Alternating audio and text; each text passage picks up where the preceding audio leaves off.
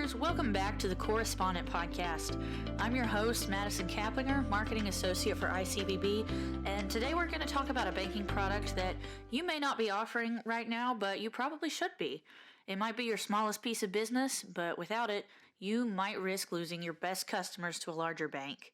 I'm talking about international services, foreign transactions, foreign payments, however you want to label it. So we're thrilled to have Dan Caputo, Global Treasury VP for our international payments partner, AscendantFX, on today, and returning to the podcast, our very own Chasity Bruce. I really hope you not only get some value from this discussion, but that you enjoy it as well. Hey, community bankers. I am here with Dan Caputo, who is the VP of Global Treasury at AscendantFX, who's a partner of ours, and our very own Chasity Bruce, who is one of our amazing customer service specialists. Dan, Chasity, how are you guys doing today? We are good. Thank you for having us. Doing very well for a Monday morning. Amen to that. So, Dan, tell us a little bit about yourself. Tell us about your role at Ascendant. What do you do, and what's your experience in foreign transactions and international services? Sure. Well, my name's Dan Caputo. I'm at AscendantFX. We are a partner for ICBB to be able to allow their banking customers to be able to offer international services. I've been doing this for more than 20 years now in this particular space, helping community banks. We do about 20 billion annually in foreign payments, and we help with all sorts of information, as not just for the payments, but we can help with the outgoing wires in foreign currencies, outgoing wires in US dollars, incoming wires. We can help with foreign check clearing. We can help with foreign currency cash for your traveling customers. And what we do is kind of bring everything together in one interface for you, which is connected through the ICBB's. I've kind of forgot the name of your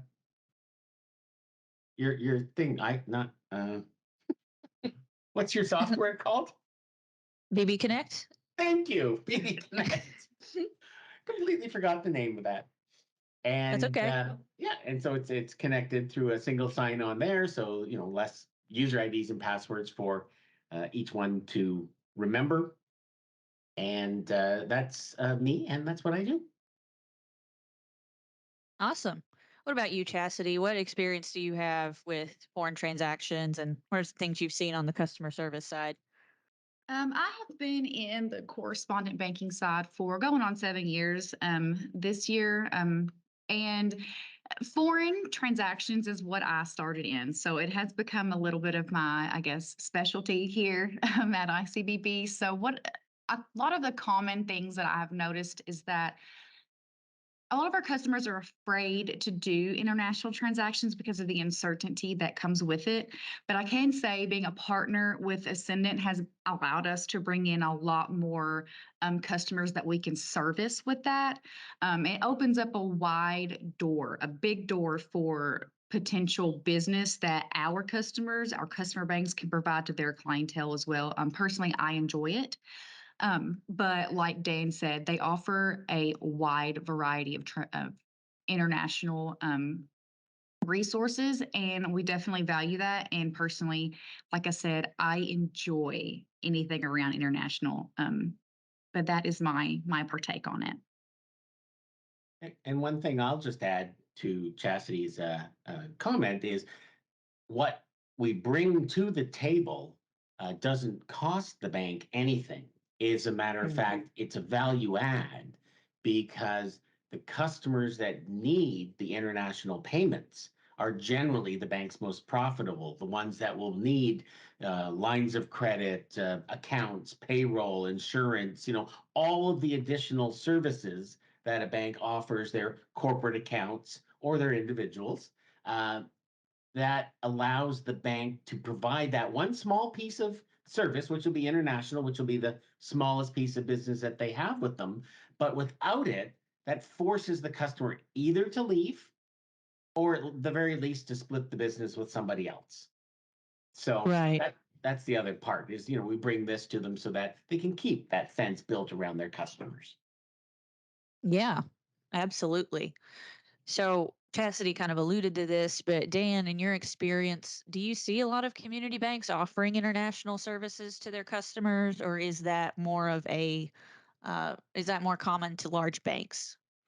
No, as a matter of fact, more and more of the community banks are realizing that it is a necessary product that they need to offer if they're looking, especially to attract in new, larger value customers.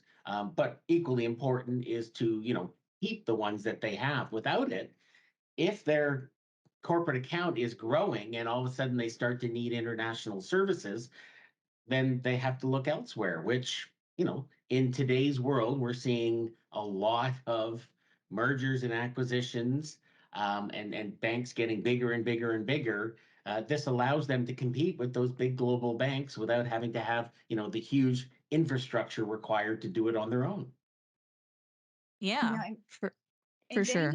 to piggyback off of that, and that's absolutely right. It does give them the ability to compete with these larger banks and to stay in business and to hold their ground. And, personally, I've seen a customer who was a little hesitant on having foreign transactions offered to their customers because of the uncertainty that they thought that came with it, and because they only had one customer business account that would possibly need it, but they bit that bullet and they took the service, and it opened up a lot of businesses to bring their accounts to them. So it was I've seen that happen for community banks. So, if it can happen for one, you just have one customer that possibly can need it and you took it and it opened up all of these new business accounts for you because of the word that got out there. It really does give our community banks an advantage to these bigger banks. And the community banks already have an advantage in the fact that they offer a more personalized and service levels that obviously beat the big, huge global banks. But customers need products too. And it would be like saying, well, we're not going to offer a savings account because of, A, B, or C reasons. Well, then you're going to lose all of those customers. I mean, one of the biggest things I hear when I'm talking with community banks who don't offer international is our customers don't need them. Well, you're right, because if you don't offer it, they've left you by now. So, it's really important. Even though it'll be the smallest piece of business, I admit, without that, you risk losing the rest, and that's the key here. That is a really important piece of information that personally I think is really, really important. Um, I mean, yes, you could be small, but internationals, it opens up for the possibility for you to grow. And that's exactly what you want as a community bank. You want to grow. Yeah, for sure. You kind of alluded to some objections that you've heard from, our customer banks or from community banks. The belief that, my customers don't need it.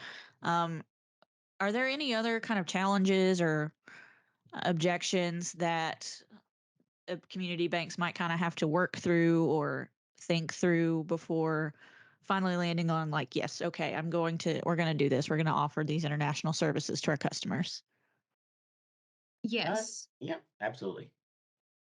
One of the most common ones that I have heard is, well, we don't know where it's at after we send it, or we don't know if it needs to go in this currency or X currency.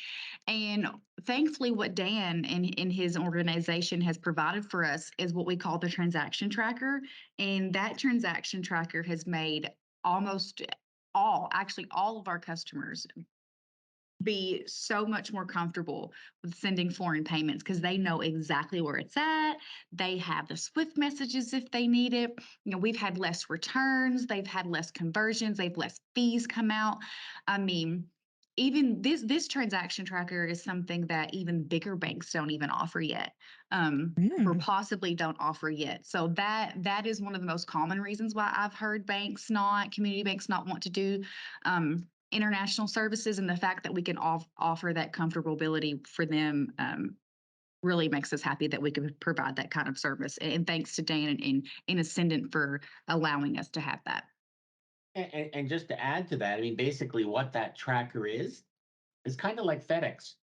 You've sent a package, it's somewhere between the sender and the receiver, and you don't know where it is until it gets there. Well, with this, you can see when it's at the intermediary bank, when it's at the foreign bank, when it's in the foreign customer's account, if any fees were deducted along the way, if it was converted into a foreign currency, and you're able to provide full transparency, not only back to the bank, but the bank can now provide that to the sending customer, and everybody is comfortable because they know exactly what's going on. Yeah, for sure. And you raised kind of a question for me, Dan. You mentioned earlier that you have several decades of experience in this field. Have you seen just the number of foreign transactions happening increase? Oh yeah, absolutely. The volume of foreign payments has quadrupled in the last 20 years. It is more and more companies are buying products overseas. More and more families are immigrating and moving around the world and are sending money home. It's certainly not going down. And the key thing is that if it's done efficiently and you've got that transparency and everyone's comfortable, it's a much more effective way than especially for individuals who are sending payments, let's say through one of the big pick up cash at a local office. The wire transfers have become much faster than they used to be. This wire tracking module offered through Swift GPI is the first enhancement since I've been in the business that actually provided transparency on the payments. So yeah, it's only getting bigger. Yeah, I can only imagine. I mean, just the way technology has evolved, it seems like, international business and international transactions are only becoming more common and more popular. And I imagine you don't see that stopping. No, not at the level of growth that we've seen, unless something unforeseen happens. But everyone's buying products from other countries because they're cheaper or better, or they are investing in those countries to import something and exporting as well. I mean, the United States is a huge exporter. When I Mhm. did my analysis of um, the Kentucky market, just that one alone, I mean, some of the products that I found out that Kentucky companies are exporting or importing, I never even knew they were made in Kentucky. It was like Mhm. amazing to find out the amount of international business that exists in Kentucky, that those community banks are not getting that business because they don't offer international. Yeah, we're more than horses and bourbon, believe it or Right? not. I know exactly. I mean, things like aircraft parts. Mhm. I mean, blood products, automobiles. Obviously, whiskey. You mentioned um, Mhm.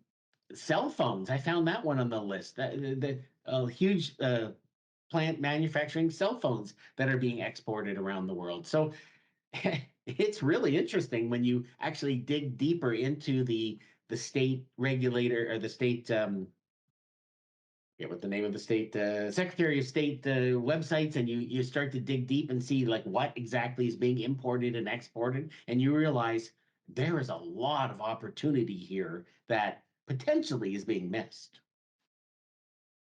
Yeah, for sure.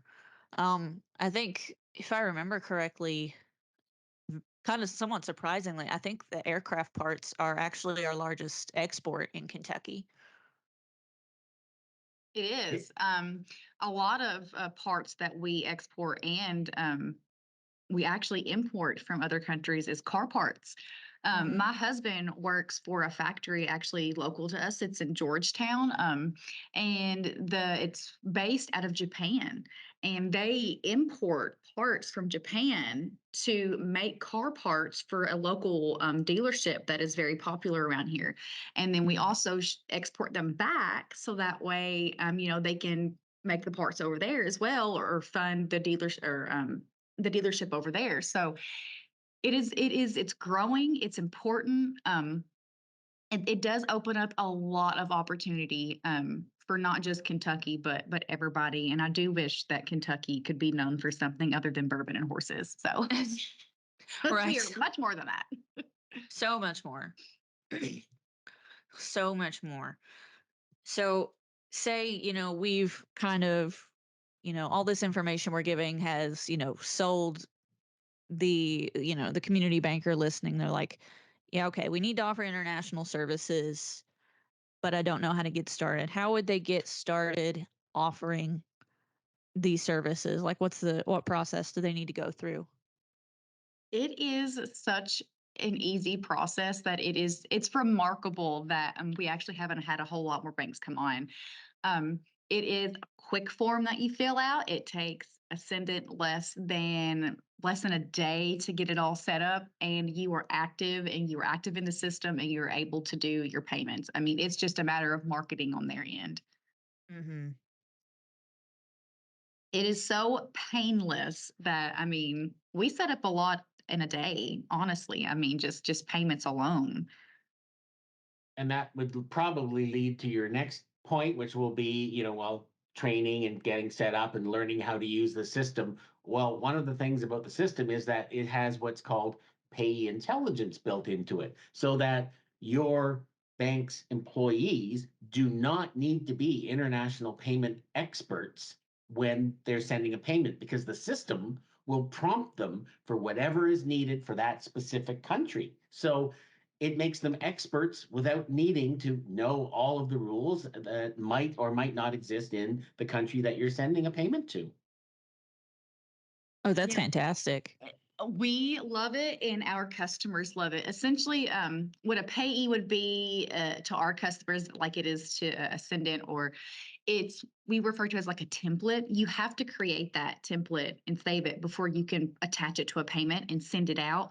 The system is so remarkable that it will not let you go to the next tab in that template until you have the right information for that foreign bank. So it's almost like you were almost guaranteed that this payment is going to the right bank. The only thing that they have to worry about is making sure that the beneficiary, the receiving party's information is correct or determined. Other than that, I mean, like he said, it's the intelligence that it comes with it. It really does make it comfortable. That's awesome. I love to hear that, this system is so user friendly. Like, you've got me convinced that I could use it. No, Madison, you really could. If you ever want to come in and just sit down in my chair and do it, I will honestly, just schedule a time and we can do it. I mean, it's just great. I mean, you can experience it firsthand. That's so cool. That is so cool. So, I guess another question that I have is, we kind of alluded to, some risk that, a community bank might take on by offering transactions. And a lot of times it's perceived to be greater than it is, especially, with the offerings we have through Ascendant. But, of course, there is no banking product or banking service that comes just completely risk free. Yeah, So, exactly. yeah. And So, and to add to that, I mean, there's really no difference in risk from an international wire than a domestic wire. I mean, you still have to monitor for OFAC. You still have to monitor and make sure your customer's not being scammed. I mean, all of those things that you do for your domestic, you do for your international, and it's all the same. So from that perspective, the risk is not any different. It's not, he's right. That's where our community banks affidavits on their end would come through. Like it would be smart to have any customer sign an affidavit, like saying, "Hey, I'm doing this wire. I'm doing this domestic wire, this international wire. If something happens, I'm not going to hold my bank reliable." That's you could that, like I said, that is just where their affidavits on the bank's end comes in handy. But like, just to reiterate, there is no different risk than our community banks have doing any other transaction. Actually, with this tracker, the risk may be a little less for the internationals. Yeah, I mean, we're in banking. We understand, customers are getting scammed. The know your customer should always come into play. They should be asking questions when a customer is doing an international. I mean, I remember years ago people saying, "Oh, well, I can't ask my customer any questions. That would imply that they're doing something wrong." No, it's designed to protect them, not to accuse them of doing anything wrong. You just basically say, what's this for?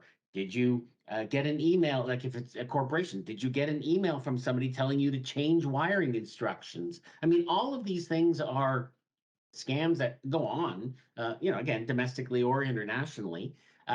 It's all about knowing your customer and making sure that they're not being victimized. Yes, So I mean that's due diligence. That's our community banks due diligence on their end for their client. And if anything, the client is going to be appreciative that they care that much about their money. yeah, definitely. So are there any kind of due diligence components or questions that the bank should be asking the customer that are different for an international wire versus a domestic wire? No, it's all the same. It's all the same. I mean, like Dan said, they can get you know they can request to order a bride. I've actually had that done before, by the way. One of our community banks tried to purchase a bride online, and I told them, I was like, "Did you ask this person if this was legit and how he came about to order this bride?" Um, but it is all the same. It's all the same. There's no different question that you would ask for international. It's really it's kind of worry free, if anything else, that you have to not worry about if it's going to require any different training. Okay, interesting. So then, if there's no difference in the due diligence, is there a difference? And Dan, you're welcome to weigh in on this. Do you find that there's a difference in the volume of, scams caught between domestic wire and international wires, or is that kind of comparable as well? Yeah, it's comparable. I mean, the amount of everyone's going to try and use whatever resource they have. Obviously, in some foreign countries, people are willing to accept a wire into their account. They call them mules, take a cut and then pass it on. And then they're the ones that get victimized when, the police show up and arrest them for being involved in a scam, which they weren't really involved in. They just, you know, took the money into their account and then forwarded it on to somebody else. Um, so yeah, I mean, it's comparable, absolutely. I just want to add this real fast. When it comes to noticing the volume of scams, the fact that I've noticed that international payments, the volume of scans for international be less than it is for domestic. And the reason for that is with the product that we get from Ascendant, it requires you to put in a purpose of payment. So you have to ask your customer, what is this payment for? So when they get that purpose of payment from them, they're gonna all of these questions and inquiries are gonna run through their head like, this is for buying a dog. Why can't this person get a dog from the US? So it Mm. actually promotes your frontline staff or customer service or operations staff to be diligent. But like I said, I've seen a lot less scams through international than I have domestic. It's funny that you mentioned the dog because we did have a bank recently who was trying to do a payment for a dog purchase, and somebody else had already been scammed by this exact same person. And you guys, ICBB reports that back to us anytime any customer says that they've been scammed, and we add them to our internal database for blocking. And we were actually able to block. It was a completely different bank, sending a payment to that particular scammer again. obviously that doesn't happen that often because the scammers keep changing account numbers. But in this case, we were, and we were able to protect the second person from sending another payment for a dog. From this one was Poland. So yeah, that's funny. You mentioned the dog.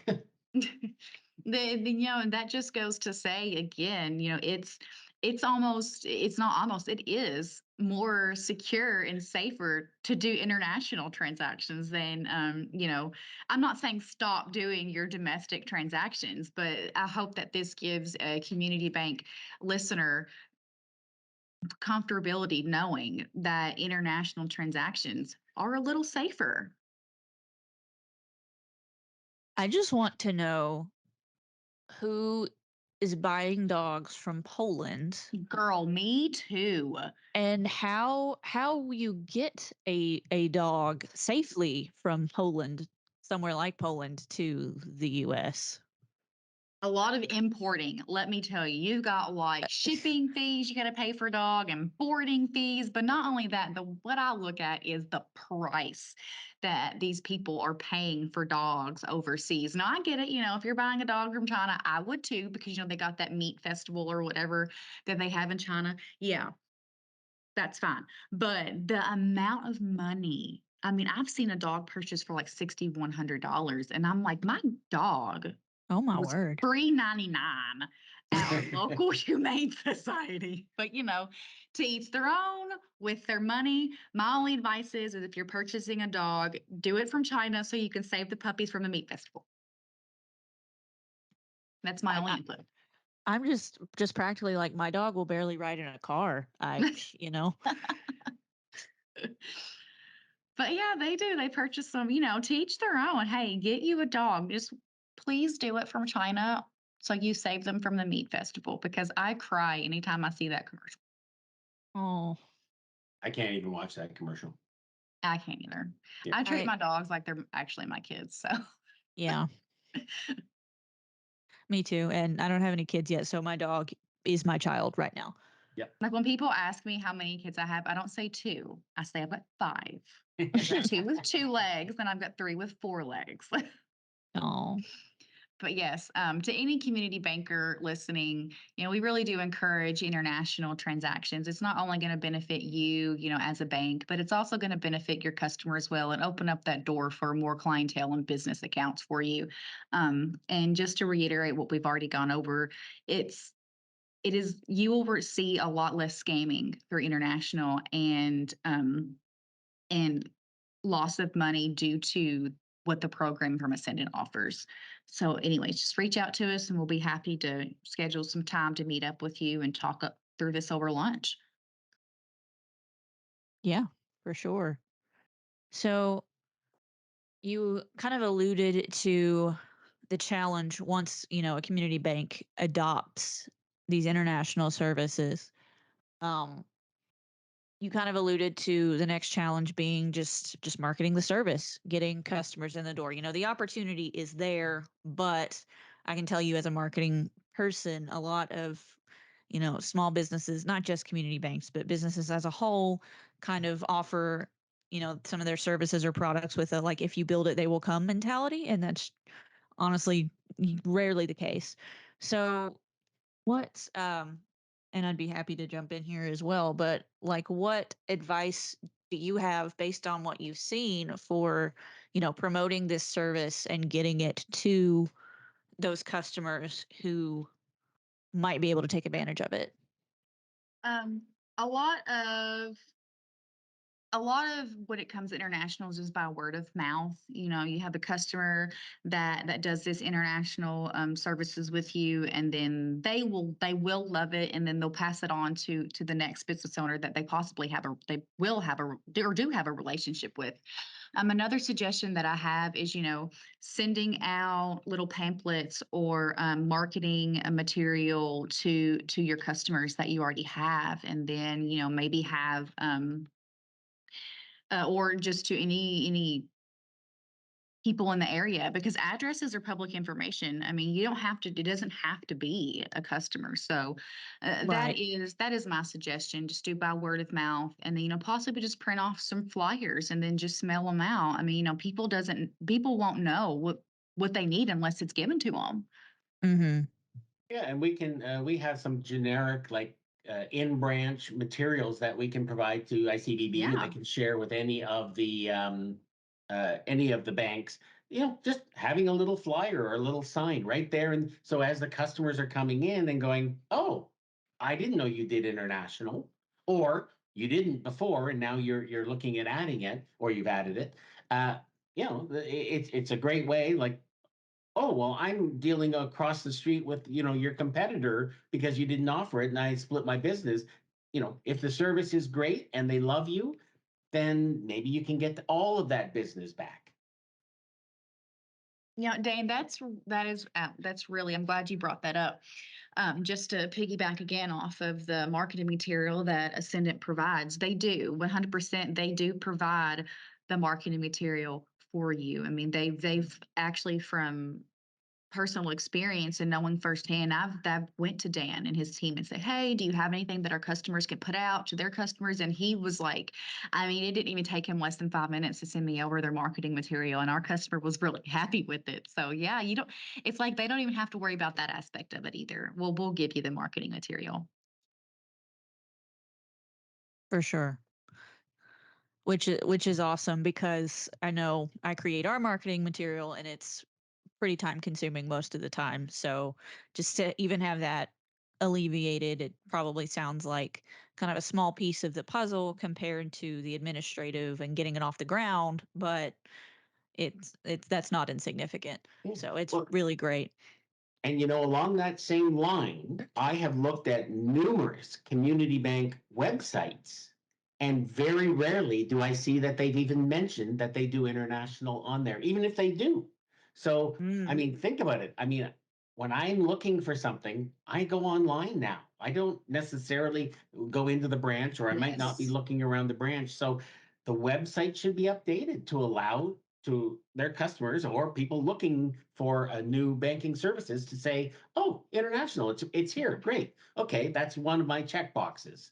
Yep, They obviously have more than one. that is mhm. absolutely right. Just make it your, when they click on your website, make it the first page that they see, and that's another thing that we can take off of them when it comes to signing up for international services. You know, not only do we ICBB want you guys to succeed as a bank and have the possibility to open up and consume more accounts, but so does Ascendant. Ascendant wants you to succeed as well. So it's not just ICBB that has your back, it's Ascendant as well, which is why we're very happy to partner with them. Yeah, it's definitely a partnership. I mean, everybody wins if, the customers are happy. And that's the way that, we've always approached it. So, which I know is a little different than the relationships they probably have with their big, huge correspondent banks who don't necessarily care. But, what we kind of provide is a path to partnership. Oh yeah. I mean, I've had banks say that, they used to have their international services through a big bank. I guess I probably shouldn't say names on here, but maybe I'm not even going to do a dialogue. It's a really big bank, okay? And they Mhm. offer credit cards. Um, And they've moved their services over from that bank to us, because not only do they get, is it more user friendly, but they get the person with it as well. They get you call in and you get a person on the phone. So that's something you get with it as well. For sure. And even not even in regards necessarily to international services, but anytime I, get the chance to talk to our customers or maybe try to get a testimonial from them, get their thoughts on their experience with ICBB, they can usually name at least a few of our customer service representatives. I call ICBB customer service. They're like, I call Chasity or I call Carol, and she always Mhm. helps me. Oh yeah. And just to say again, another thing that our customers worry about is the fees. And I just want to say, and I just wanted to get out there, if you're listening, the fees are a whole lot less than were paying with that really big bank. You're going to save money, and essentially you're gonna make more money. It's a win-win for you and your customer. But like I said, call us. We will pick up the phone, and we will be more than happy to walk you through it. So just call. You're not going to get, an automated person trying to do business with for you. You're going to get an actual person. So please call in. Right. So I think we've painted a really good picture of kind of the value add of offering international services and overcoming, some of the obstacles that are inherent in that, even though they're probably a lot less and the barriers are a lot lower than a lot of our community bankers are imagining. But I mean, Dan, Chasity, do you have any kind of final thoughts you want to offer on this topic? What I would like to say is that we know that some of you have some anxiety when it comes with international payments, but don't let that scare you away from at least inquiring about it. Give us a call and let us help ease that anxiety for you. That is what we're here to do. We're here to be your back office and take care of all of that for you. And again, as Chastity pointed out earlier, it is like some banks who decided to try it out are ecstatic at the opportunities that it has given them, and the anxiety was there for no reason. Yes. So please just give us a call. Dan and his team's always, happy and to jump on a call. We love it when they're there. So we can schedule, a call, or we can come. Well, Dane's in Canada. I can come and meet you personally. We can have Dan on speakerphone and talk about it. So please just call us. Let us help ease that anxiety you have with it, and have lunch as well. Absolutely. Well, Dan, Chastity, thanks so much for joining us today. And thanks for all the wonderful information you shared. I think it's going to be of a lot of value to our community banks. And hopefully they feel a little more at ease about, at least considering offering this invaluable service to their customers. Well, thank you so much for letting this be a topic. I'm really passionate about it. So thank you for having me here, and thank you, Dane, as well, for talking about this with me. Oh, thank you. And I look forward to all the questions that might be coming from any community bank that suddenly is like thinking, maybe this is a direction we should be looking at. And that is why I love you, Dan. Thank you, Chastity. Kevin too, but he's not on here, so he can't hear that. I won't tell him. Okay, good. Thanks, Madison. Thank you guys so much for listening, and I hope you've gotten some value from this conversation to take back to your community bank. Make sure to follow or subscribe to The Correspondent wherever you get your podcasts, and turn on notifications so you never miss a new episode. See you next time.